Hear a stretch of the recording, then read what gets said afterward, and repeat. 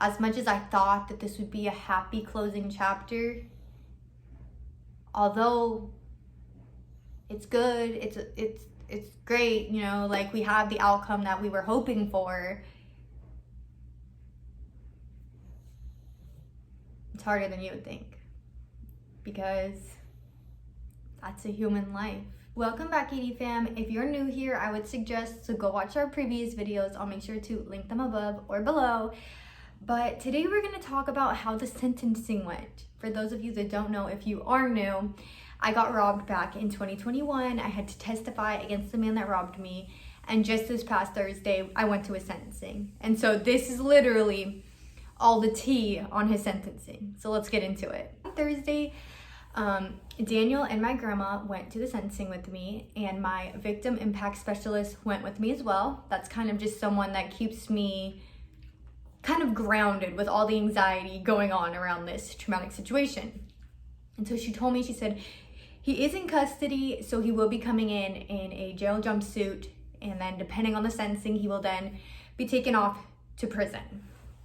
So I was like, okay, cool. You know, I'm gonna take you guys in this video, I'm gonna take you through my mindset, my thoughts going through this, and then don't worry, I'll give you the facts. I'm not gonna make you wait. So I'm like, cool, like I'm like juiced. I'm like, yes, put him in that jumpsuit. He deserves to go to jail. I hope he looks like that. You know, like I'm all over here hyping it up. Like, yes, put him in prison, right?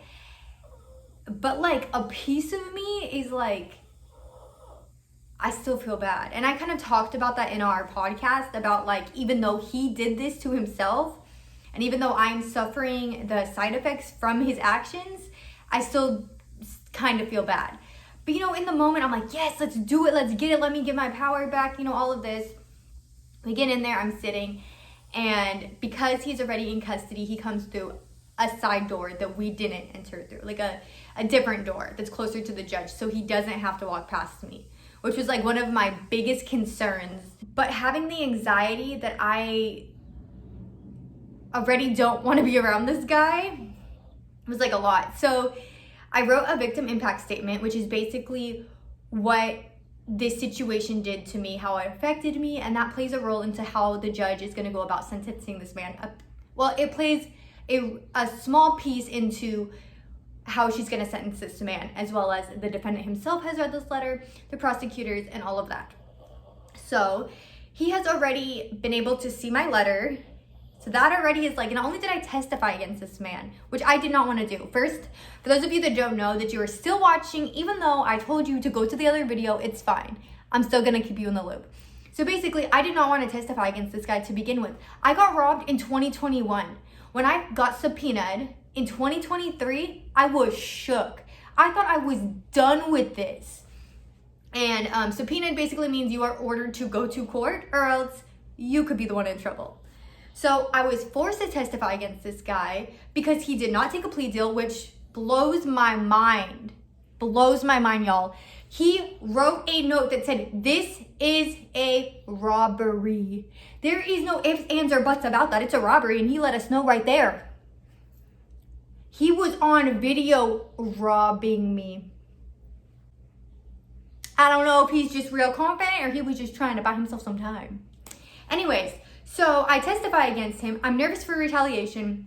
Mind you, he has multiple crimes against him, so I wasn't the only one testifying against him, but I was scared for that. I don't know if that's my trauma talking or what. Then, I not only did that, but I took it a step further and wrote an impact statement for him to read, to talk about how negative he has impacted my life. Now, mind you, I wasn't doing that to be petty. I was doing that because I needed a voice. I needed to get out how this has impacted me because I am going crazy inside my head. And to finally feel like you have an opportunity to tell the source, the person that impacted you, what they have done to you was huge. I had to take that opportunity. Because all day long I can tell you guys, I can tell Daniel, I can tell everyone. But they're all like bystanders to the situation. This guy was there. He committed this crime. Now I understand maybe he doesn't care. But I can also tell you, when I'm about to tell you how long he's getting sentenced to prison, he's gonna have plenty of time to think. Moving on.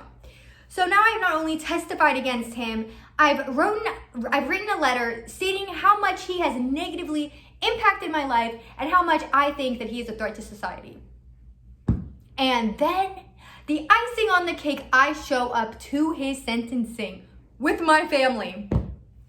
And you know what? I was fine with it. I needed to see this. I needed to see how this played out. I needed this to be my closure to the situation, the ending to the chapter. And so I needed to be there. Even though I told them I did not want to read my statement aloud, I wanted to be there just to view it. And so the court case is about to start. The sentencing is about to start. And it is announced to the courtroom that a victim is there in the building. And they stated me by my last name. And both the defendant and his defense attorney turn around and look at me. Right here I am, I'm here. My heart was racing. If I wasn't scared of retaliation, oh, I sure was scared of it now. Anyway, so they turn around and look at me because I'm sure they're like, somebody showed up. Who showed up? This one, over here, I showed up. When they looked at me, I looked down. I got scared. My heart was racing. But I so badly wish that when he looked at me that I looked straight back at him too. I wish my fear did not get in the way, but I didn't. So they looked at me, I looked down, and then they looked away. The judge goes about talking, and she talks about how she read my statement, how she's reviewed the case, and how if anyone has anything else to say. People on my side, the people that are, fighting for the victims, I guess, would that be? Anyway, so our side, they say what they wanted to say. They let the judge know how long they feel is right for the defendant to go to prison. And then the defendant's side has an opportunity to speak on how long they think is right for him to go to prison. And then the judge takes what I said, what they said, all the evidence, puts it together and makes a decision. It was actually really interesting to go to the sentencing because I actually found out things about the defendant that I literally had no idea about prior. And so I learned about previous crimes that he had done that were much more aggressive than the one that he committed to me. Now I'm gonna be very vague because at the end of the day, it's not my business to be speaking on, and I'm only speaking my truth and what happened to me. But I'm just gonna let you know that I was feeling very guilty going into that courtroom. And as the judge was talking about the things and the crimes that he has committed throughout his life, I started to realize how much of a threat he really was and how much he probably impacted people's lives deeper and worse than he impacted mine. And thank God, thank goodness that he did not put a weapon in my face. Thank goodness that I did not see a weapon. But all I'm gonna say is not everyone was that lucky. That's it, that's all I'm saying. And I just listened to this stuff. But so the judge said, you've been through this, and this, you've served time, and we're still here. We are still here. And then it was actually interesting to find out that the person that was representing me said to the judge, he's done time. And 5 months, mind you, 5 months. 1, 2, 3, 4, 5. 5 months before he robbed me and robbed all these other innocent people, he got released from jail. 5 months. And that's when I realized I feel bad, but you're not learning. You're not learning. And I don't know if prison is gonna change things. I really don't. I don't know. I don't.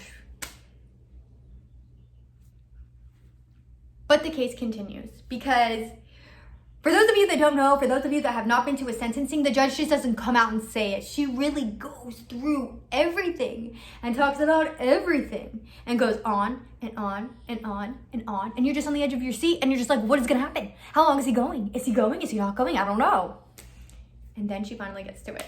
So then after talking about all his previous crimes, which kind of play a role into how long he's gonna get now, how he's been doing, his defense side talks and they're like, we think that he should go away for X amount of time because this, and this.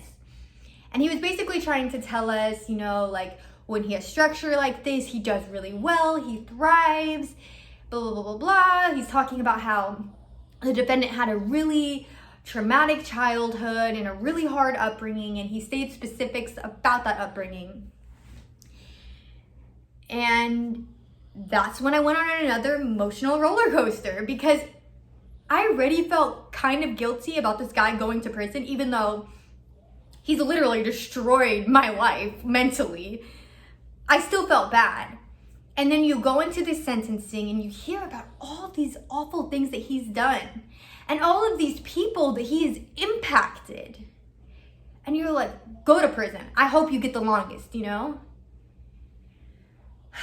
And then you hear about all this traumatic, horrific things that happened to this man as a child that nobody should have went through.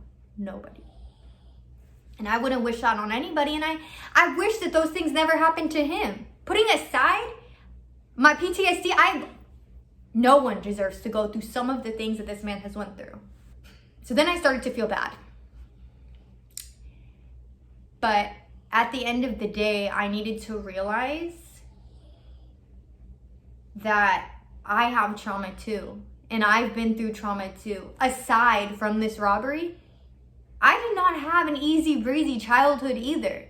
And I am so thankful that I did not have to go through some of the things that he went through.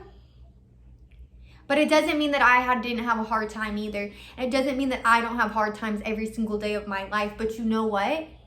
I use those hard times that I've been through growing up and into my adulthood as motivation to be better, to not contribute to this negativity in this world, this crime in this world. Do you know how easy it would be to say, you know what, I had an effed up childhood. I'm just, whatever. You know, I don't have money. You know, growing up, we didn't have money. Do you think I'm just gonna go out and rob? No, I'm not. And I'm definitely not gonna cause more trauma on someone because I'm hurting from my own trauma. That is wrong. That is absolutely wrong. And you know what? My heart breaks for that man. It breaks that he had to go through the things that he did. But at the age he is now, you know better. And that's the part that's hard. It's not just a happy situation. It's not just a sad situation. This is somebody's life.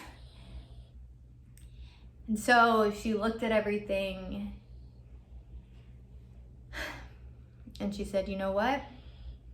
Do you have anything to say? She looked at the defendant and she gave him an opportunity. She gave him an opportunity to speak. He could have shown remorse. He could have apologized. He could have literally said anything. She gave him an opportunity. And to be honest with you, to be completely honest with you, I feel like if he literally would have said anything, it would have helped his case. But instead, he said, no, thank you, Your Honor.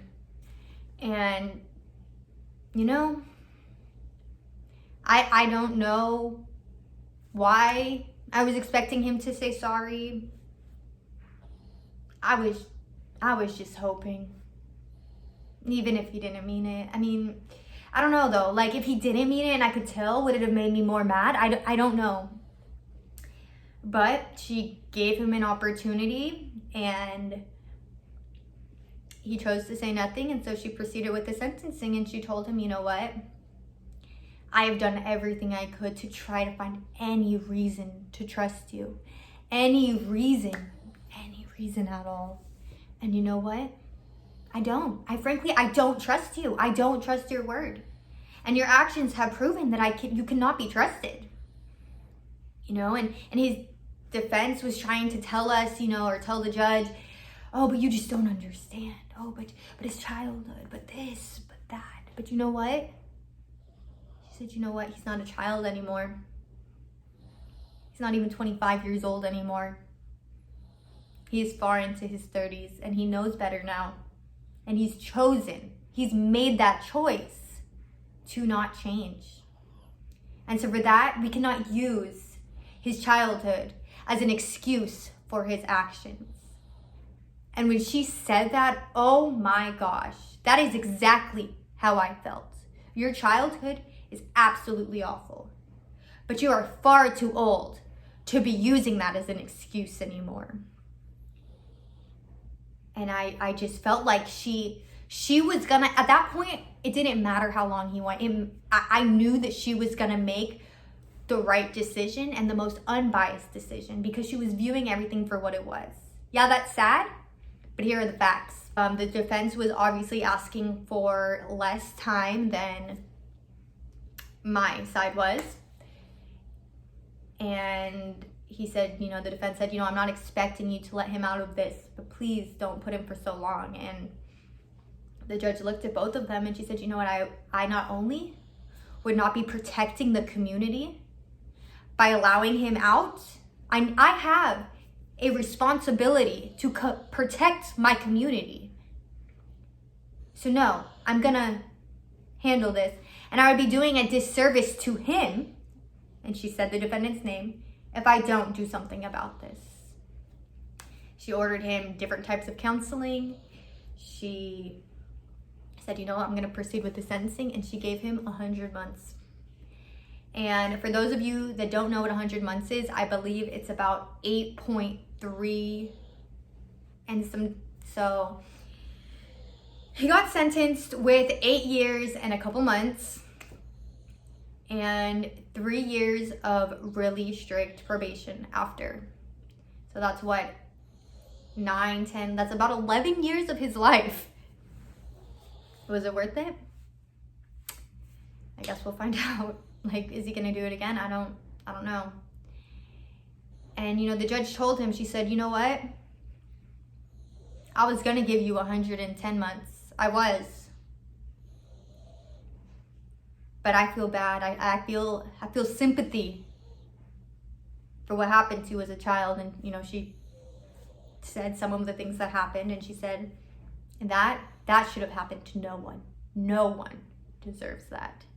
And that right there showed that, she's human too.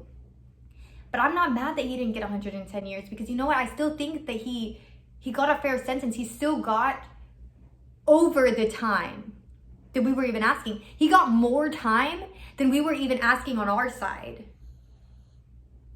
So I'm fine if she didn't give him that additional 10 months. Because you know what? She's right. No one deserves to go through some of the things that he went through. So, before I end out this video, I just want to tell you, this is crazy. Nobody tells you what it feels like to put someone away for 8 years. I thought I was going to be so excited to film this video right after the sentencing. I'm going to be so hyped. He's going to prison. This is how much he's going for. You know what? The day of the sentencing, I got home and I was relieved. I was relieved by the judge's decision. But I just felt so drained and I felt sad and emotional and just to think about the fact that I went to this courthouse today and I watched this happen. Then I went home and I'm gonna go to work, I'm gonna do my day, I'm gonna move on with my life. But this man, his whole entire life just changed. And that's a human being. And I don't know what the alternative would be. But that's no way to live, in prison for 8 years.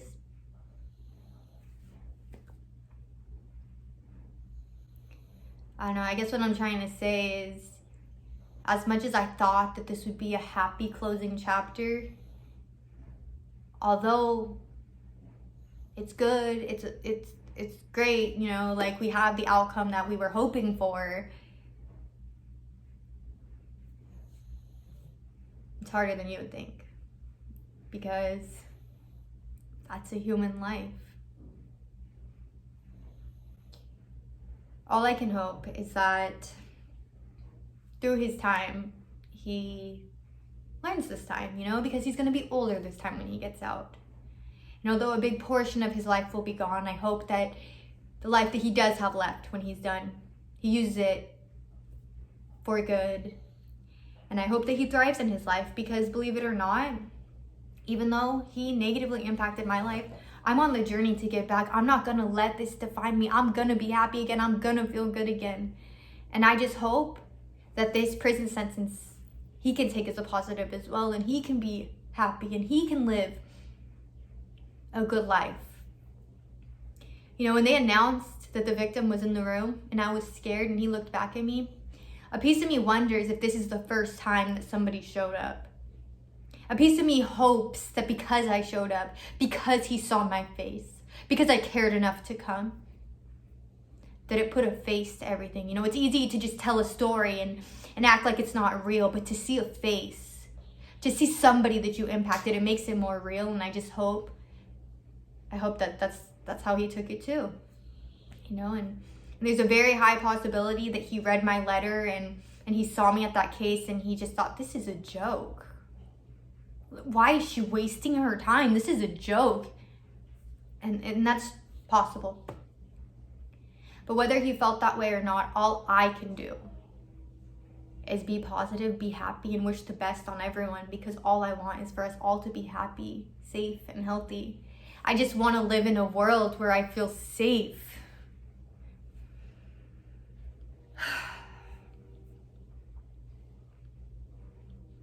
One last thing I completely forgot to mention before we close out this video. He did get 8 years and some months, but there is a possibility that he could get out early. Unlike jail, he is required, even if he's getting out early, to serve up to 85% of his sentencing. So that is a good portion of the sentencing. So he's stuck kind of regardless. So just thought that was kind of an interesting fact that I wanted to share with you guys. I just forgot to include. So he was sentenced to 100 months,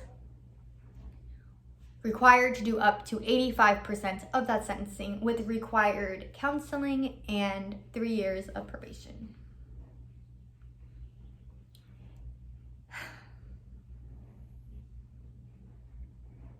Didn't have to be that bad. There were so many factors that went into it that made it so much worse. I really hope he learns. But until next time, AD fam, I love you so much. Here's to closing this chapter of our life and moving forward to a happy, healthy, and hopefully safe world and clear mindset. So until next time, AD fam, I love you so, so much. Make sure to subscribe, and I will see you on Wednesday in our podcast. Bye.